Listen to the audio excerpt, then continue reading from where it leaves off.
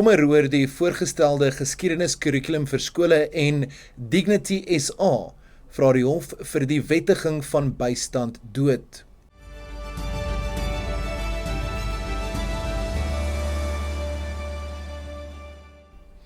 Goeiedag, dis tyd vir Pretoria FM se visuele nuusbulletin in Afrikaans. Die Solidariteit Skoleondersteuningssentrum, of die SOS, het sy kommer uitgespreek oor die voorgestelde kurrikulum vir geskiedenis vir graad 1 tot 12, wat die Departement van Basiese Onderwys vir openbare kommentaar bekend gemaak het. Die SOS meen die kurrikulum bied nie 'n gebalanseerde weergawe van die geskiedenis nie. In die voorgestelde kurrikulum word gebeure soos die Anglo-Boereoorlog uitgelaat. Daar is ook geen erkenning vir die rol wat Afrikaner leiers gespeel het om die land op te bou met inisiatiewe soos Sanlam, Volkskas, Yskor, Sasol en Kruigkor nie. Die FHK het op sy beurt gesê dat die geskiedenis nie verskraal, verdraai of verwyder kan word om 'n politieke ideologie ten koste van akademiese balans te dryf nie. Hier is die FHK se hoof van gemeenskap, geskiedenis en ad hoc projekte, Barry Miller. Die minister van Onderwys is weer besig met haar streke. Eers was dit oor ons taal Afrikaans met die Bella-wetgewing en nou is dit ons geskiedenis wat hulle teiken. Ons kan nie toelaat dat hulle die Afrikaner geskiedenis uit die kurrikulum en die handboeke van ons kinders weglaat nie, want dit is hoe hulle identiteit gevorm word, deur te weet waar hulle vandaan kom en waarin hulle op pad is. Staan saam met die FHK om seker te maak dat ons dit teenstaan en dat ons kinders nog steeds werklik kan leer waar hulle vandaan kan kom. Teken haar petisie vandag by ons Facebookblad of op ons webblad by fhk.org.za. Die burgerregteorganisasie AfriForum moedig ouers, onderwysers en ander rolspelers aan om op die departement se versoek vir kommentaar oor die voorgestelde nuwe geskiedeniskurrikulum te reageer.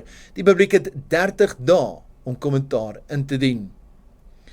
Dignity SA het die Noord-Gautengse Hooggeregshof genader om bystand dood in Suid-Afrika te dekriminaliseer en te wettig. Die organisasie sê die huidige verbod is ongrondwetlik en skend mense se reg op waardigheid, lewe en liggaamlike autonomie.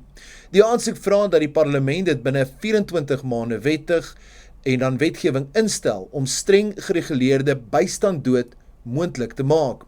Volgens Dignity SA sal pasiënte wat hierdie besluit wil neem, aan streng kriteria moet voldoen. Die organisasie sê die saak is in die openbare belang en volg na 'n jarelange veldtog vir die reg op 'n waardige lewensafsluiting vir mense wat ondraaglike lyding ervaar.